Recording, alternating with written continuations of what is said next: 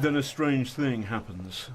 Wilders must have liked my robust approach, as I get a phone call inviting me for a formal interview. Hello. Geert Wilders, when did you last go for a walk on your own?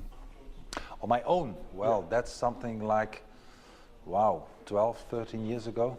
All on my own, drive a car, go do some shopping, or empty my own mailbox at home. Being at my own home is more than 12 years ago, unfortunately.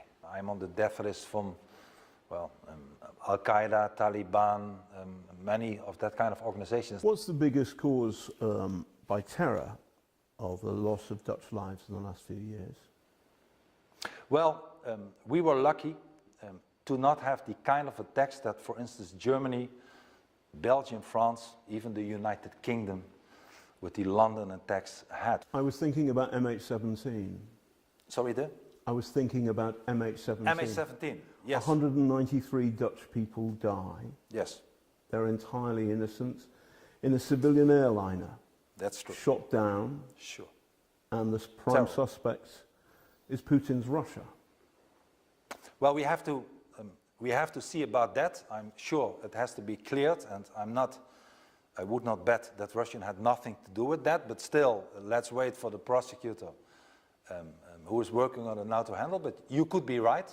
I'm not ignoring that. The Russians say it's the Ukrainians. Either way, 193 people die. They're Dutch, and it has got nothing whatsoever to do with Muslims. Very true.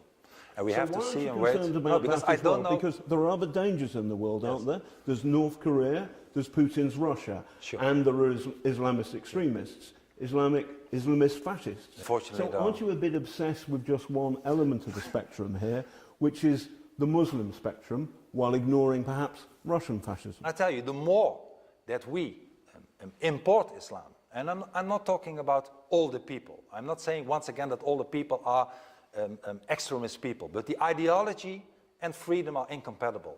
So we are facing an existential problem here. If we allow to open our borders, if we allow to ignore the problems that we are facing today, let alone later in the century with the demographic situation in Africa, we will cease to exist.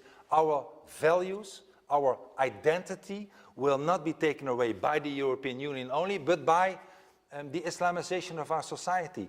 And that does not work. And I want it to be stopped. Point. So Trump has pushed America first. Yes. You have Netherlands first, America first, Germany first, yes. Russia first. Don't we go back to 1939?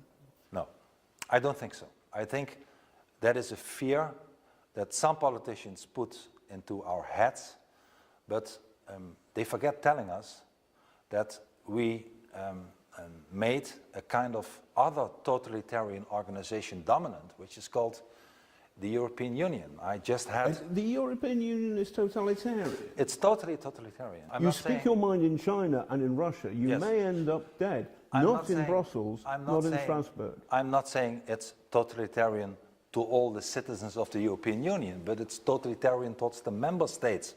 You believe in the politics of identity, don't you?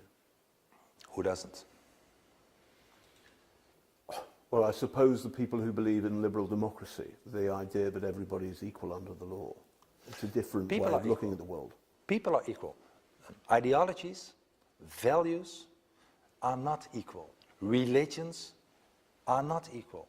And what I told you before, the cultural relativists, people who believe that all cultures are equal, are the proof of the biggest disease Europe faced in the last decades.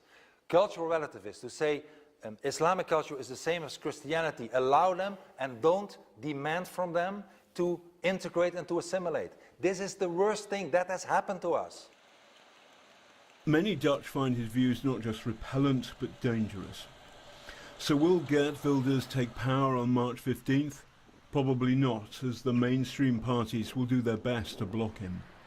But there's no doubting this man is changing what was once the most liberal country in Europe into something quite different.